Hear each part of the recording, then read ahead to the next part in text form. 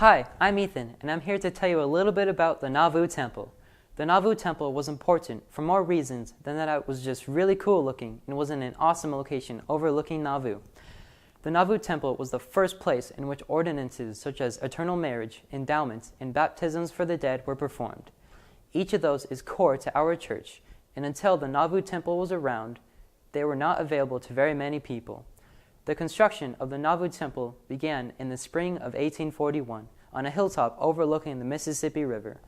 Asking the saints to build this temple was like asking the homeless guy on the side of the street to go off and build a house. They had almost nothing, and yet the Lord was asking them to build a magnificent building. Despite that, the saints eagerly labored to receive the blessings promised by the Lord. In the baptismal font, dedicated 9 months later, the saints performed proxy baptisms in behalf of the dead. This was a really big deal. Prior to this, most people thought that their unbaptized friends and relatives who had passed on were just out of luck. When the revelation on baptisms for the dead came, they were so excited that they ran right down to the river and started doing proxy baptisms as fast as they could. Eventually, the Lord told Joseph that they needed to do those in the temple, so it gave the saints some extra incentive to get it done quickly.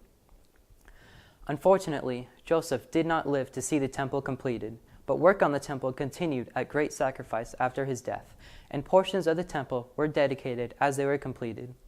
Between December 1845 and February 1846, nearly 6,000 Latter-day Saints received their endowments in this house of the Lord before moving west.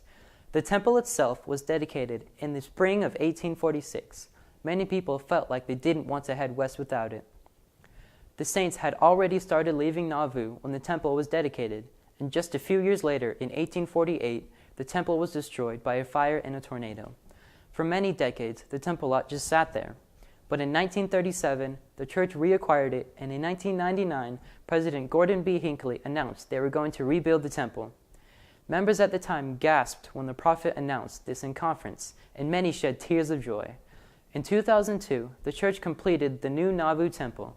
It currently stands overlooking the Mississippi and serves as a beacon and a powerful reminder of the many sacrifices that so many of those early church members made in the service of their God.